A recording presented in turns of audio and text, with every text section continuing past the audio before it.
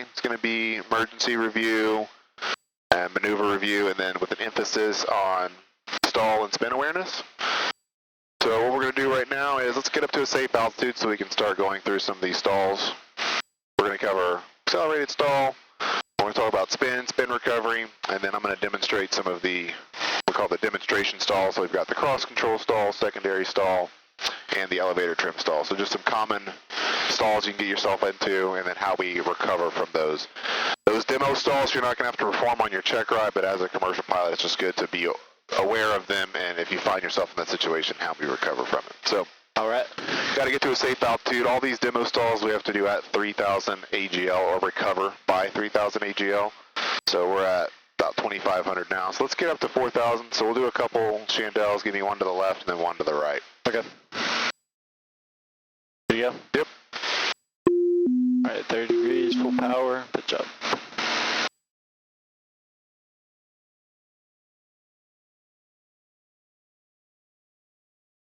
And don't forget your reference point when you're picking these. Oh, yeah. There's that lake over there to the east again. I'll do that.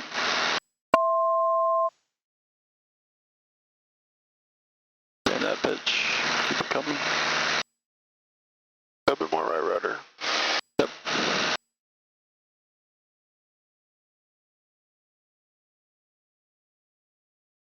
To north.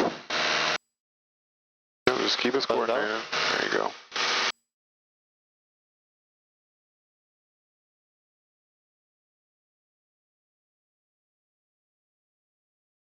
Yeah, not bad on this right side. Just be a little bit more cognizant of that rudder usage. Try to keep us a little bit more coordinated. Okay. Other than that, well executed.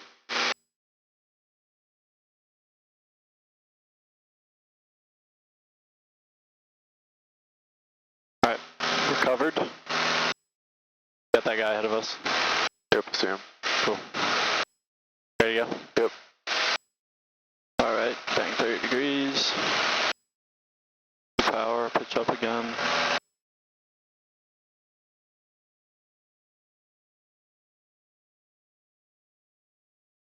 There's that lake. The east again.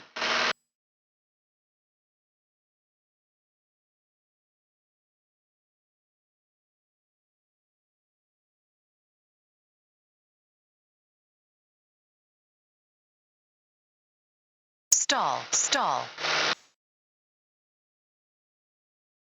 Super smooth, very nice. All right, put that out a little bit. Your one to the right was better than your one to the left, my guy. Yeah, that was the first for that. Awesome.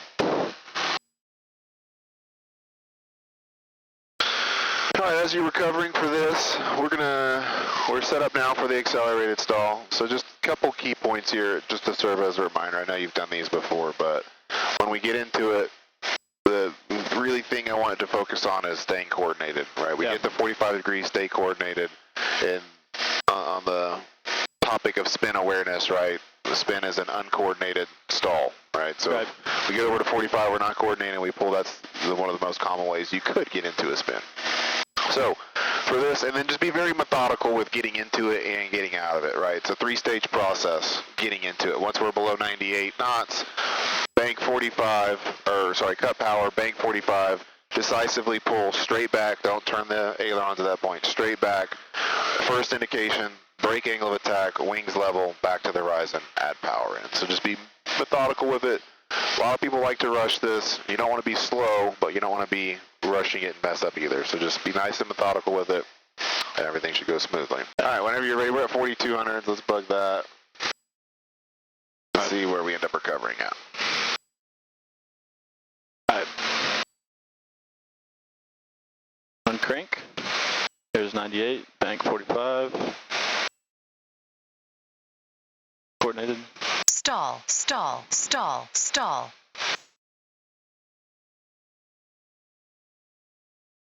Not bad.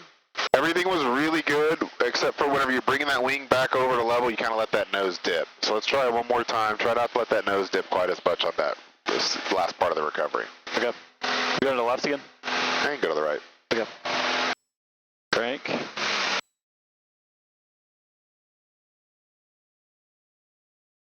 98. Bank. Stall, stall. There you go. Not bad. Questions on that? Pretty good with that? Set out with the nose though? On the first one, yeah. So like pitching down. Whenever you were like right below the horizon whenever you broke the angle of attack, which is where you want to be. Yeah. And then as you brought the wings back to the right, the nose was coming down to I guess I was naturally, when you stall, I was like, reduce angle of attack, but yeah. Yeah, well you did reduce it. You reduced it to exactly where you needed to, and then whenever you brought the wings level, it kept going down. Okay. Alright, cool. My controls. Alright, so we're going to talk about the demonstrated stalls now. So the first one we're going to do is secondary stall. So what happens here is we're just demonstrating improper stall recovery. So we're going to set up for this just like we would a power off stall. So we're going to get configured just like we would for that, coming in for landing. And then essentially all that's changing here is whenever I get to the buffet or brake, I'm going to break the angle of attack. And then instead of adding power or doing anything else, I'm just going to come right back up and do a secondary stall. Okay. This actually happened to me on my check ride because it was pretty hot. There was some money in the back, and I just didn't build up enough airspeed. And so whenever that happened, I just started recovering a little bit too soon, and it just breaks immediately again. So we're just teaching when that happens, just proper stall recovery there. All right, 4200, get set up there, get on our 180 heading. Bring our power back and start getting set up for this.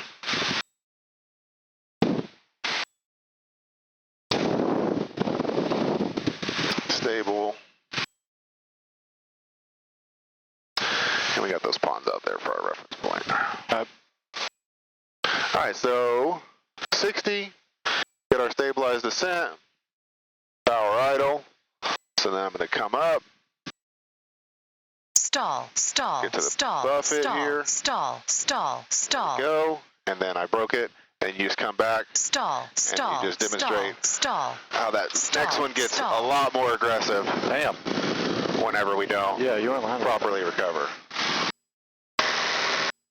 So you see, whenever you break the angle attack and don't get that power in, don't get that airspeed coming back in, it can get really aggressive.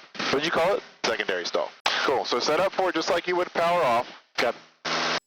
And then on your recovery, just break the angle of attack. And then as soon as you break it, come right back up. Okay. Without adding the power. All right.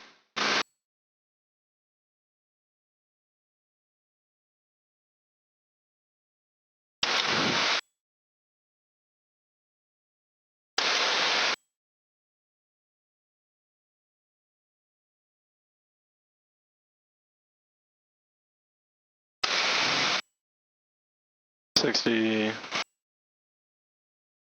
Stable, cut power, chop. And take it to buffet. Stall, stall, stall, stall, stall, That's stall, good. stall, stall, Those and then stall, Back. stall, stall, stall, stall. is that it? Power. Yep. Alright. I just want to make sure I got it. Yeah. It's got to be a little bit quicker getting that nose up to like really get it to break like mine did, but yeah, other than that.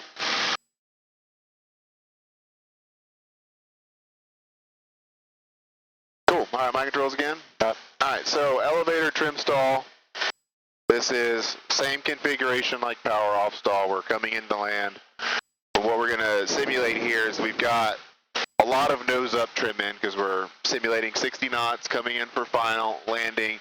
And for whatever reason, we have to go around. Could be deer on the runway, I call go around, we get unstable, tower calls go around, any situation, right? We've got all that nose up trim in, and now we just go full power and we kind of get lazy with the yoke. So it's just going to come straight up and immediately stall because we've got all that nose up trim in. Okay. Make sense? Yeah.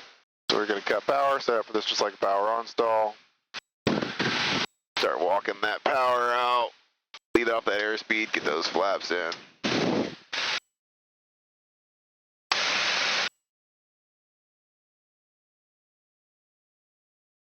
And then I'm just going to add in a bunch of nose up trim here. Get the airplane pitched for 60. The maneuver guide on this says about 5 seconds of nose up trim. Just. Okay, so it's an electronic. Alright, so we've got that. We're about 60. Got a stabilized descent. So then ATC calls go around, so we just immediately have full power, get lazy on the yoke, not doing anything here. Nose is going to come straight up. I'm just going to keep us coordinated here. Stall, Right rudder. stall. Got that stall, break it, take out the flap, Stall, stall. stable, start walking out that trim, and then last flap. So nothing crazy with that one, again, just showing if you're not vigilant with your trim. Yep. Easy to get yourself into a stalling situation. Questions on that one? Nope. Alright, this last one is called the cross control stall. Generally speaking, this is one of the more difficult ones to teach, but this is, you've kind of got a new pilot, they're coming in and we're simulating they've overshot base to final. So they're going to turn base to final, and then after they make that left-hand turn, now they got to turn back to the right to get back established on final. Yeah. But Yeah. they've left their left rudder in, but now they're using right aileron, so you get into a cross control stall. So this is really dangerous because base to final, you're already really low. This is how you would get into a spin low to the ground, and you don't have enough altitude to recover. Because base to final, you're How do probably... we show this off without getting into a spin? Because we're going to recover at first indication. Okay. Good question, though. All right, so I really don't like any of my reference points out there. I want to find a visual reference point that it looks something like a runway, like a road or a tree line or something. It just makes this maneuver a lot easier. So you see this highway, or not highway, whatever, Yeah. you know, pretty big road here. So I'm going to start getting set up, and how we set up for this is just like we're base to final, so we're going to have 25 degrees of flaps in and going for about 70 knots here. Okay. So I'm going to bring that out. Got about 1500 RPM in. Get that flap. Trimming out. So we've now overshot our runway. I'm at about 70. So I'm going to do now, so I'm going to cut power and I'm going to start turning for it. So I'm turning all the way for it here. Realize I've overshot it. A new pilot, not really sure what's going on. I got all this left rudder in, left aileron, staying coordinated. And then I come back over and now I'm turning back to the right and get into a cross control stall just like that. And then same recovery process here, just brake angle of attack and then walk those flaps out. Wow. Questions?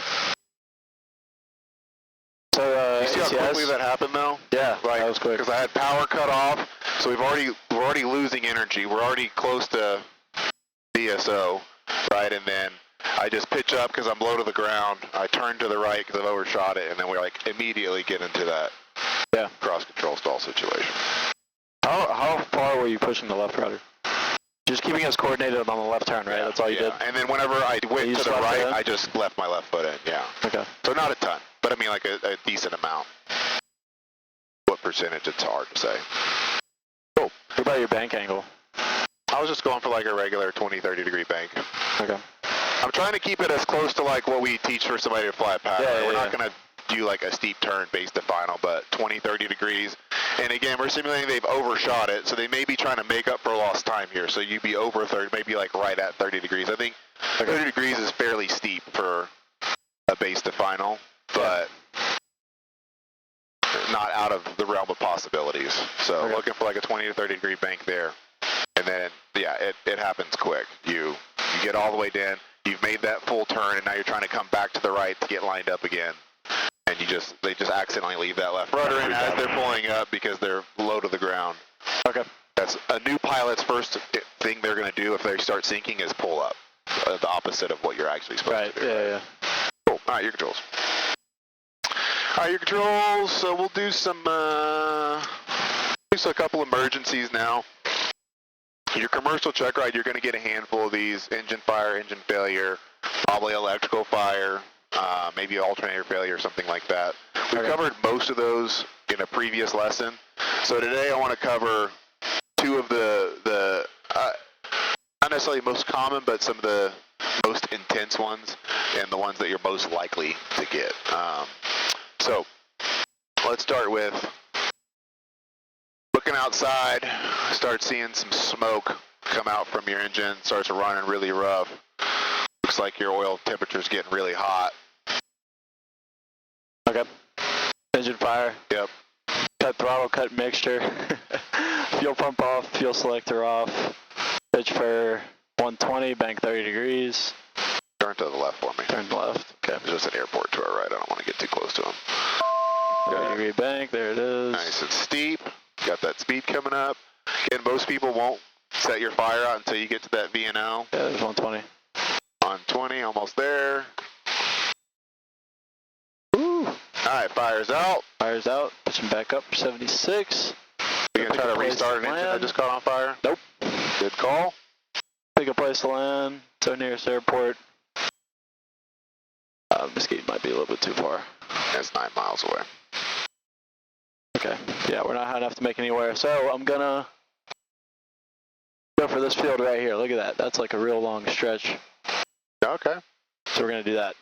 Alright. Cool. 76. I'm gonna squawk 77. You've also got this paper one too, if you like that better. Do what? You also got the hard copy right here, if you like that better. Oh, yeah. 77, 121.5. Mayday, thrust 560. We've had an engine fire. We are landing, let's see, 8 miles to the east of Mesquite. How many souls on board? 2 souls on board. Alright. Continue. This field right in front of us? This one right here. I'm going to circle around. Okay.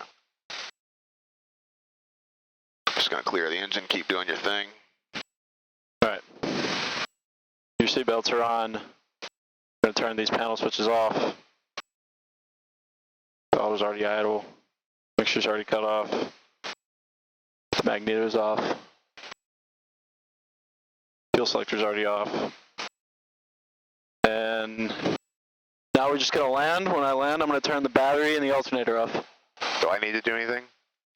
You're going to have to unlatch that door so we can get out. Remember, your commercial truck, you're just carrying, you're going to be simulating carrying a passenger, so you're going to have to brief me on what I need to do, right? When I say landing assured, we get close to the ground, I need you to unlatch this latch and that latch so that, you know, if the hard landing, we're not trapped in this soda can. House is power 180. We're about 1,000 above the ground, and we are abeam our touchdown point. Cool. Really like this so far.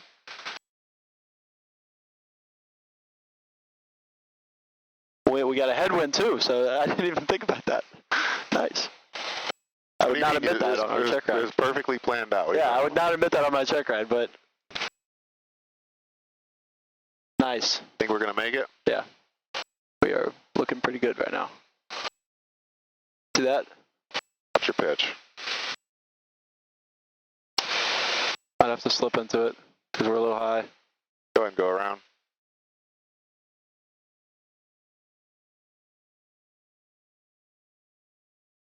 Just be cognizant on your rides when you do these too. We don't really want to go below 500 AGL. Yeah. Unless we're actually going to land, which you're not going to. Unless you're doing your emergency landing at an airport that we're approved to land at, then you're going to be going around. Yeah. Is my DP going to say, okay, go around? Yeah. Or am I going to be like, okay, we're 500 AGL? They'll call go around, but if you start getting 500 AGL, I would definitely mention it. Okay. Because I knew I was getting close, I just figured you would probably say go around. Yeah. All right, let's climb up to about 2,500 and then fly northbound. All right. And lately, it seems like a lot of people have been getting the engine fire and the electrical fire confused, so I wanted to make it a point today to talk through if they're talking about something outside of the airplane, like on the engine, we hear the engine running rough, the temperature's going up, we see smoke coming from outside, that's going to be indicative of engine fire. If there's something in the cabin, there's smoke coming out from one of the circuit breakers, their feet are getting hot, something like that, that's going to be more towards electrical fire. Yeah. So if I say, you know, there's simulated smoke coming out from the circuit breaker, my feet are getting hot, and you do the engine fire checklist, that's not going to be acceptable, which that actually happened the other day. They're like, well, maybe it got really hot and went through the firewall or something like that, and it's just, we're going to know if it's an engine fire, right? Yeah. You probably won't be at 4,000 feet whenever you get your emergency. Typically, emergencies don't happen whenever you're in prime spots for them to happen. Yeah. All right, so we're set up here. So we've got some simulated smoke coming out from underneath circuit breakers here. My feet are getting really hot. Okay. I'm gonna turn battery alternator off. I'm gonna turn the heater off. Heater heats off. Lights. Okay. Then I'm gonna check the checklist. Alright. Obviously extinguish the fire. Get the fire extinguisher too. Alright, fire's out. Alright, then we're gonna open the vents back up and make an emergency descent if we need to. Alright, so what are we doing? Because the fire's out, so we don't need an emergency descent. You don't think so? We're gonna land as soon as practical. I'm gonna land at Mesquite so that we can get proper maintenance. What if it starts smoking again? If it starts smoking again, I'm gonna use the fire extinguisher again. Are you? Well, now that we can't see anything, now we got white dust everywhere. If it starts smoking again, Yeah, there's a serious electrical issue. We need to land this plane right now. okay. Where are we landing? We're gonna land at 1 Foxtrot 7. Where's that at? A mile away. It should be like right there. Oh, it's right below us. Okay, cool.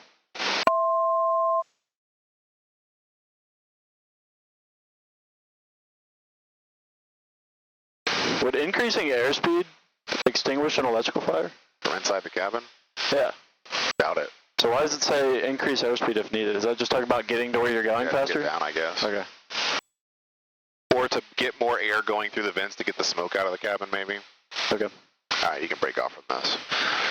Yeah, I would recommend using that one right there. It took you a little while to get that electrical fire thing pulled up and working through it. So we want to be pretty quick with that.